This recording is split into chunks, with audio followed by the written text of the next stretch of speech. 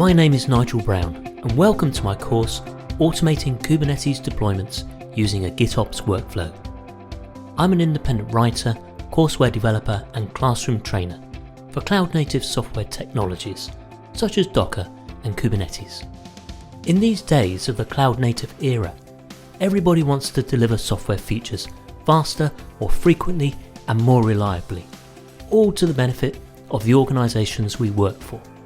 But it's incredibly difficult to get this right, especially when it involves lots of people and lots of moving parts.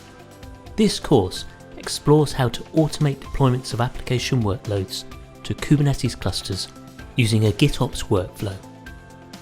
During the course, the main topics we'll cover include getting to grips with the GitOps concept for automated application deployments, using the Flux operator to reconcile cluster state with the single source of truth, working with the Helm chart abstraction, using Helm release custom resources and the Helm operator, and managing automated progressive application delivery with Flagger.